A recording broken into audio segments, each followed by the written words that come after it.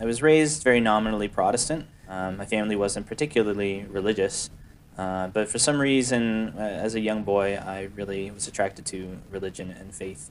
And this carried me through, well, through my entire life. But as a teenager, I looked around Protestantism, American Protestantism, that I saw around me, and I felt that something was lacking, something was lost. I had no idea about any other religious traditions at the time.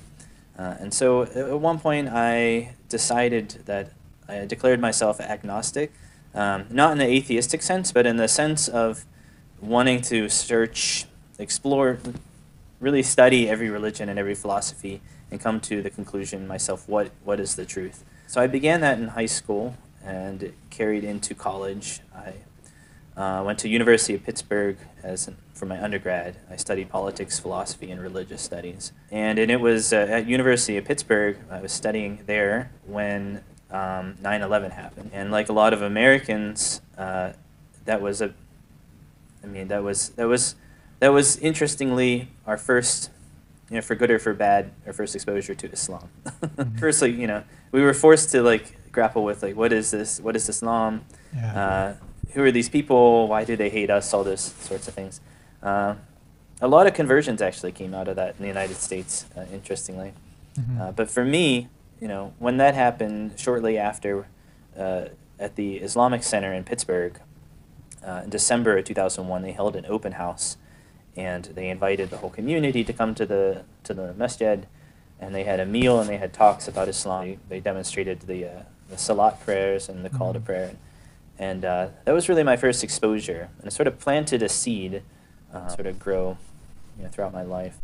Shortly after that, it sort of just whetted my interest, and I started taking classes on Islam at University of Pittsburgh, and I was really drawn towards the hearing of the recitation of the Quran. It impacted me in a way I couldn't fully explain. But it wasn't until 2003 I discovered Rumi. I was still studying Buddhism and Eastern religions at the time, and I was reading a magazine article on American Buddhism, and it was in this article they were complaining that American Buddhists they're kind of like cafeteria Buddhists. They take from all sorts of they take what they like. Americans do that a lot of things. They take what with religion, they take what they like and leave the rest. And they said, for instance, American Buddhists love to read, really interested in the poetry of Rumi. And I think Coleman, I always forget his last name, Coleman Banks Parks. He just came out with his translation. Yeah. He came out with his translation of Rumi around that time, I think. And so I immediately started reading Rumi, and I was just blown away with Rumi, I guess. And this was the first time, I think, in my sort of search, in my religious search, that I came into contact with someone who spoke about God in such an intense, personal way. God is someone you love and who loves you, like the lover and the beloved. I was really drawn by it, and at that point I started researching Sufism, and I realized at the time, and this was the summer of 2003, that there were two different types of Sufis. There were like the Western Sufis that kind of are divorced from the tradition of Islam, and then there were the Sufis that were immersed in the Islamic tradition. And I realized at the time that to be a Sufi meant you must be Muslim. So I realized, by that point I had been speaking with the imam at the mosque in Pittsburgh, the Islamic Center in Pittsburgh. He was a wonderful man. He was from Turkey. He was very helpful. He introduced me to some other Sufis, practicing Sufis, and we had conversations. And I was really ready to become Muslim back then, but I felt that I felt that there was an element of rejecting Christ, which I just couldn't cross that barrier. And even at the time, being raised Christian and sort of really deeply identifying as Christian, that was a difficult thing for me. I think I misunderstood. I understood that in a much better, a more nuanced and better way later, where Christ fits into Islam. But also, at the time, there was a lot of social pressure. I knew my family would disown me, essentially, if I became Muslim. So I didn't. And I sort of put it on the back burner. I always, in conversation, I would always say that I respected Islam and I was interested in it.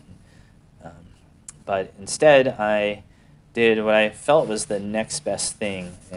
About a block away from my house, when I was in college, was a Antiochian Orthodox cathedral. And the Antiochian Orthodox, they're from Syria and Lebanon primarily, and their liturgy, a lot of their liturgy is chanted in Arabic. Arabic, yes. So I felt that if I couldn't, hear the recitation of the Quran, I could at least have the Arabic in the worship at the Antiochian Cathedral. And plus the Orthodox, they're in a way closer to Islam in a number of ways, I think, because they still have a very strong communal aspect to their faith. They have a strong communal aspect to their faith. They have, they fast, they do prostrations, they have a deep spiritual and mystical life, and so I took that route, and along, so my entire life, I felt that, discovering and seeking the truth was my driving force through everything. And I had this idea is that I wanted to figure out what the truth is and then live towards that as radically as possible. And in the Christian tradition, that means monasticism, traditionally. To give yourself radically to Christ, in the most radical way would be going to a monastery. So that's what I did. I spoke with my bishop and my priest, and they recommended a monastery to go to, and I entered monastic life in 2009. And I was very happy in the monastery. I loved monastic life. I was a monk for about 14 years, and I loved the cycle of prayers. And the monastery is primarily a place where you go to live a life of prayer and repentance.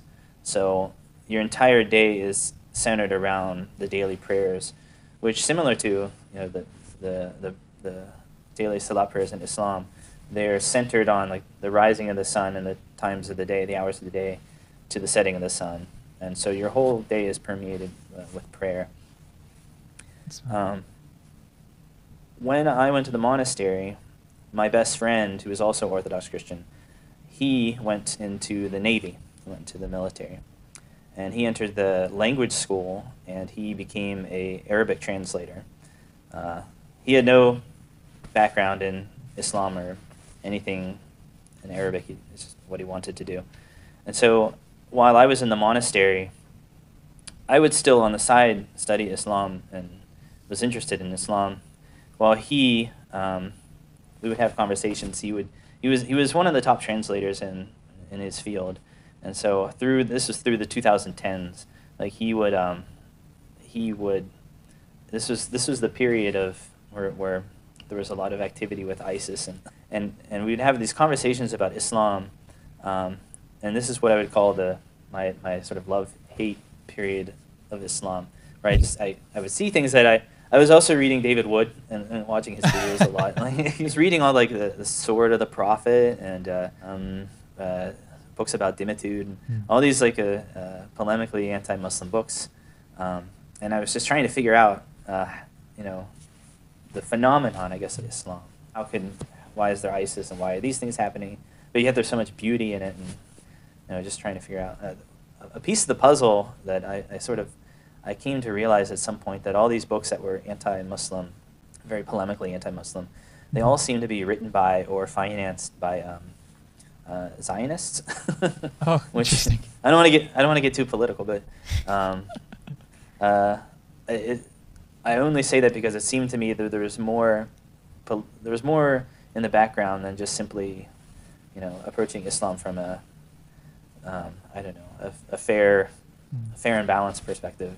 Through all those years at the monastery, Islam was still on the back burner as a sort of an interest. The watershed moment for me came in 2020, I would say. 2019, or 2019, 2020, I had gotten the blessing and the encouragement from my abbot to enter university, or Marquette University in Milwaukee, to get my master's in theology. The monastery is very much a monoculture. Essentially, our work at the monastery and the guests that come to the monastery, and just our spiritual life.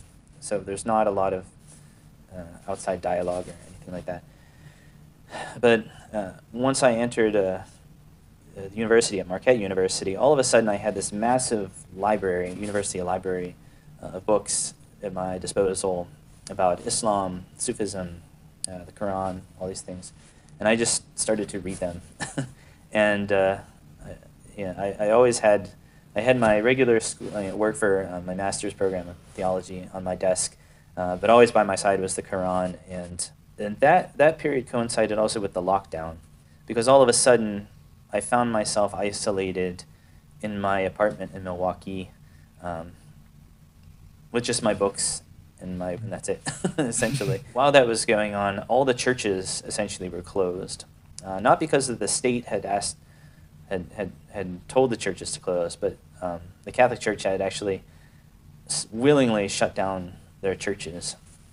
And they cut off all sacraments to the faithful. And to be like a traditional Catholic or Orthodox, like the sacraments are your life. So at a time when I think that these sacraments were needed the most, like they were absent. The priests weren't allowed to go visit people or to hold funerals or hear confessions, and I thought it was I was just shocked that the church would do that. There was something, it can only happen because of the lack of faith among the bishops and the priests who supported that. Because it never in the history of the church had that happened, that it would be mandated that nobody. And this was at a time early on in the lockdown. This was the end, But so for the church to be completely absent was a scandal, I felt. And but during that time while I was in my apartment in Milwaukee, I felt that I was completely isolated within the church and within society, reading my books, and that's when the draw towards Islam really started to grow, because I felt that there was something really powerful about the fact that in Islam, of course it's the sunnah to pray together and whatnot. We ought to if we can, but at the end of the day, you're able to to pray by yourself, like just you and God, you and Allah, your face to the ground, just in total submission. And I began to realize that the prayers in Islam are not simply prayers, like saying prayers in Christianity, but there's something sacramental even about the prayers, like the salat prayers, like recitation of the Quran in Islam. Because when you're reciting the Quran and when you're saying these prayers reciting the Quran during the prayers, this is the very word of God, and so it's not simply prayers that somebody wrote. And that I began to realize that was a very powerful thing. I know a number of people who are Christian or who were former Catholics and Orthodox, who attested to the same thing, that people have asked me, do I miss the Eucharist? How could I leave the sacraments? And of course, saying liturgy every day, the sacraments and the Eucharist from the center of my life. But I can truly say, and again, other friends who are former Orthodox and Catholics have attested to this, that I found just as much power in the salat prayers, and even more so sometimes, and just these short prayers in the recitation of the Quran, as I have even in the sacraments. Like it's hard to explain. It's very experiential. So I've never really missed the sacraments in that sense, because I feel that we have that in Islam. At some point in my time at the monastery, while I was continuing, reading, just sort of reading about Islam on my own, everything kind of came together. This was what I believed inwardly, even if my life outwardly was very different. I wished to see in Christianity, there was a lot of failures of Christianity that there was something in Christianity that I felt was lacking. Certainly a sense of unity. There's so much division within Christianity, and it has been that way for a long time, and it seems to be increasing. But for a while, I had wondered, there were things that I wished to see in Christianity. Like, for instance, I would say that Christians I would say things like, I wish Christians had a concept of jihad. And first and foremost, like an internal spiritual struggle, and the outward is related to it. But because there isn't really, in most of Christianity, they've lost any sense of fasting or a struggle or anything of that type. You'll still see that in some Catholics and Orthodox, especially around Lent. But this sense of inner spiritual struggle has been lost. So there was a lot of things in Islam that I had wished to. There was a lot of things that I wished to see in Christianity that I began to realize were inherent in Islam, and just enter into Islam. I never really figured out how to tell people, because for a lot of people that convert to Islam, they would have to tell like their family and some friends. But I felt like I had to tell everybody to become Muslim. I wouldn't have done it, I don't think, because I felt like the Islam is just an extension of my Christian faith, but in a context, essentially,